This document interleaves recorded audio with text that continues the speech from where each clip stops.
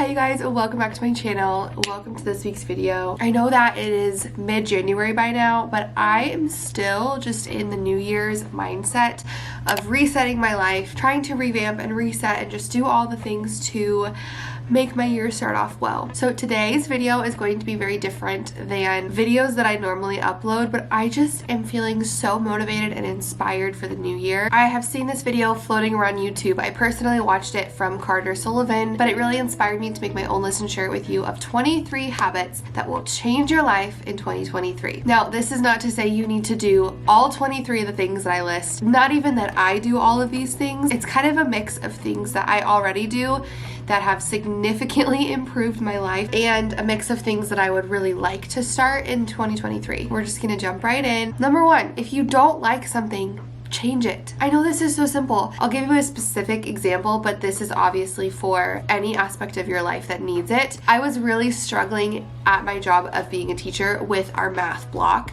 and I dreaded doing it every single day. It took me several months of feeling this way, and then I was finally like, Emma, change it. I am the one in control here. One day I literally just completely changed the way we did it, and now I love it. If there is something that's not working, that you are dreading, that is just not what you want it to be, do something about it instead of like spending all of that time and energy complaining. Spend that time and energy revamping it and making it better. A lot of these are so simple, but like it really does change things. Number two, stop taking everything personally. This is one for me. It's just easier if you don't get super offended and stop taking things so personally and just like realize it probably has nothing to do with you. Number three, when you feel inspired or motivated, go do it. I am a big planner, so if I am feeling inspired or motivated, what my instinct is to go make like a plan, a game plan, a list. For example, if I'm feeling really motivated to work out, instead of going to work out in that moment,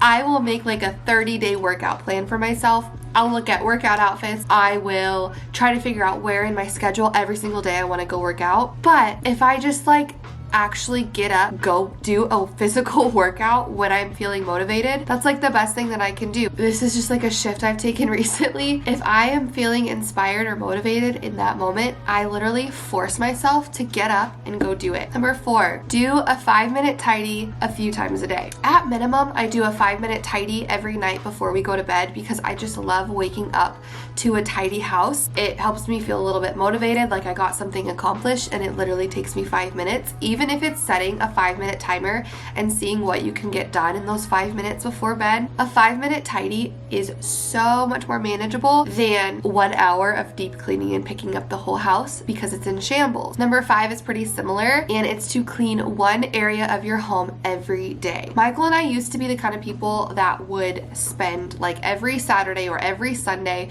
just deep cleaning our entire house. It just became a little bit unmanageable. I actually got this idea from Maylene, which is Mrs. Calls Campers here on YouTube and on Instagram. She told me that she makes like reminders in her phone that go off every evening, and she does one area of her house every evening. So at 6 p.m. every night, I have a reminder that goes off on my phone to clean one spot of our house. Every Sunday, we mop the floors and vacuum. We skip Mondays because it's a Monday. Every Tuesday, we clean the windows. Wednesdays, we vacuum again. Thursdays are trash days. So we go around the house and take out all the trash and take it to the curb because Friday is our trash day. Every Friday is clean the bathrooms. Every Saturday we clean the basement. That has been a game changer. It just makes it so much more manageable that like I put Jordan down, we check what the day is, and then really quickly we go clean the bathrooms, and it takes us 10 minutes rather than spending hours on our weekends scrubbing the whole house from top to bottom. So I highly recommend just doing one area of your home a day, and then it's always clean. Number six, quit taking everything so seriously. It's not that deep. That is a saying that I say all the time to Michael, and he absolutely hates it, but I swear to you, it's so stupid, but it changed my life last year. You know, we let a lot of really silly things steal and rob our joy, and it's not that deep. Like, it's not that serious. So I know it's a stupid saying, and it's really cheesy, and Michael literally hates when I say it, but I challenge you next time something makes you upset to remind yourself, it's not that deep. Number seven is also so cheesy. It's hard to be mad if you're dancing. Jordan and I have a lot of dance parties, and it's not because we love to dance. even though we do. It's because that is the best cure when she's really cranky or I'm feeling really cranky and we just need like a quick 3-minute reset. We'll put on a song and we will just dance around the living room together. I know it's so silly, but I'm telling you, you have to try it. Next time you're upset, turn on your favorite song and just dance. Like literally have a jam session. I know that sounds crazy. Number 8, realize when you're overstimulated. I have found lately that a lot of the moments that I snap or I get really overwhelmed and upset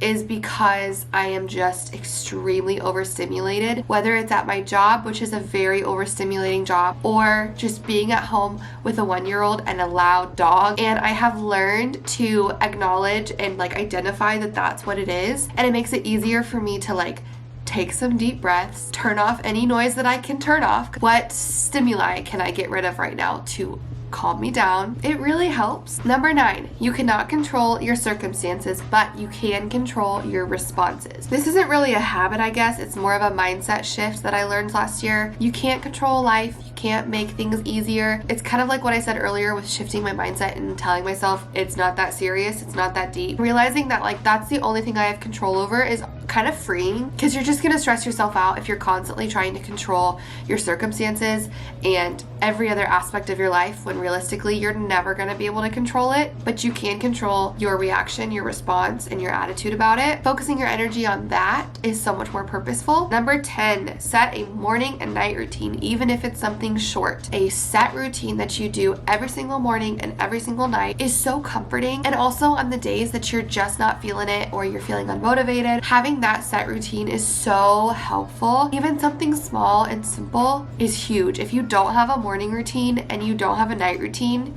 that's my challenge for you, is to get one. Number 11, text people back. At me, this is my goal for next year. I'm really good at like reading texts and then I respond in my head, or I think about what I want to respond and then I forget to text back. Respond to people when they text you. You don't need to wait 3 hours. I'm kind of being rude when I don't respond for hours, right? Yeah. Number 12, quit hitting snooze. I used to be really good at this. I've been slacking with the colder weather. I just want to sleep a little more. I always regret it. Like I always wake up feeling so much worse after I've hit snooze. Did you know that in the settings for alarms, you can choose whether you have the option to snooze or not? Turn that off. Don't even give yourself the choice. You gotta wake up. Number 13, close down the kitchen every night. This is similar to like a quick 5-minute tidy before we go to bed. I got this idea from Milena Ciciotti here on YouTube, and every single night she will take just 15 minutes or so, wash all the dishes, put all the dishes away, wipe the counters, make the coffee, and schedule the coffee for the next morning. What a difference it makes. Imagine yourself waking up the next morning, walking into the kitchen, it's still dark out, the coffee has already brewed, the kitchen smells like fresh coffee, it's clean, it's the best in the morning. So do yourself a favor, close your kitchen every night. Number 14, set aside even just 5 minutes a day to be still and be quiet. We fill our minds with so much noise all day, every day, and if there isn't noise, we're creating noise. We're scrolling through noise. Give yourself 5 minutes a day. Literally set a timer. Just sit and close your eyes and meditate and just be with your own thoughts for 5 minutes, because it's so easy to fill your thoughts with other people's thoughts. What a difference that makes. And eventually like add a couple minutes here and there so that it gets longer and longer. Number 15, do a reset for your social media accounts. If there are people that you are following that make you feel icky, or that you compare yourself to, or that are just not beneficial for you to be seeing anymore, unfollow them or mute them. Are these people bringing me joy, or am I finding myself comparing to them, feeling worse after I see their content? If it's not a positive experience, unfollow them. Okay, number 16 changed my life. This is so simple. Don't put it down, put it away. I heard this on TikTok like over a year ago. Every single time I put something down, in my head I hear, don't put it down, put it away. Like the effort that it takes for me to put something on a counter,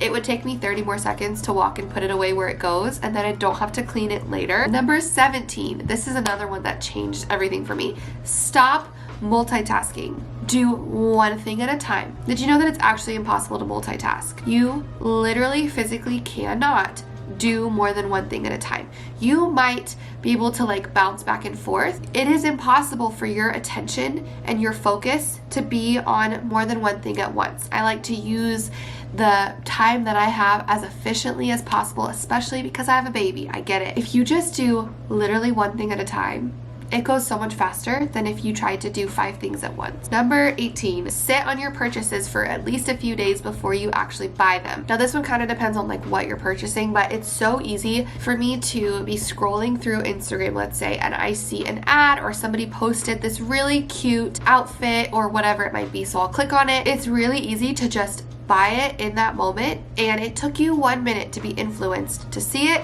want it, and buy it. However, I found that when I add it to my cart, but then I sit on it for at least a few days, like 3 days or so. If in 3 days I go back to that cart, I see that item and I still really want it, then maybe I'll purchase it. Usually I'll see it and I'll be like, I don't really need it. It's just an impulse purchase. If it's a bigger item, like this isn't like a huge item, but for example, my Stanley Cup. This thing is like $40, and I'm not gonna act like $40 is pocket change. Like $40 is $40. I had my eye on this thing for probably 6 months, and then when I actually bought it, I had no regrets about it because I had really sat on it. It was not an impulse purchase. Just try it out, even if it's just waiting a few days. Number 19, if you have not worn it in the last 6 months, get rid of it. Don't hang on to clothes thinking, oh, but what if I need this? What if I wear this? If you haven't worn it in 6 months, you're probably not going to want to wear it in the next 6 months. And it's just taking up space in your closet, and somebody else may love that piece and want to wear it. Just go donate it. Number 20, use brain dumps. It's so beneficial for me when I'm feeling overwhelmed to just sit down with a piece of paper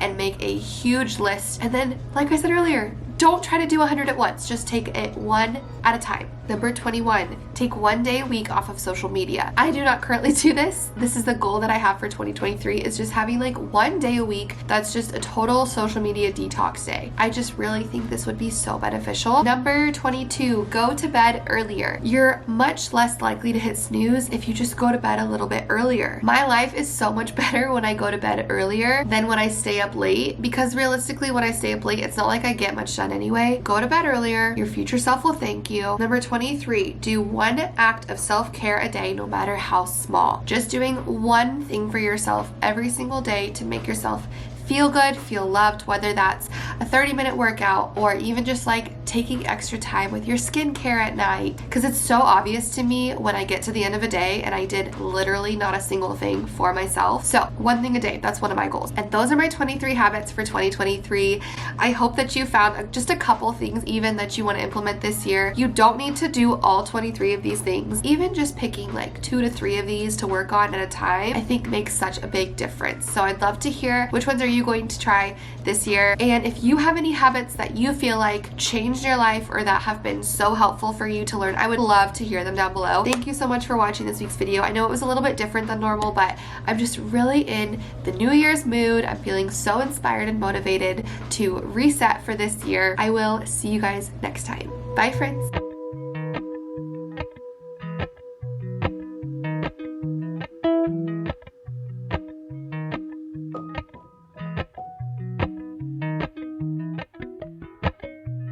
Appalachian sunrise meets my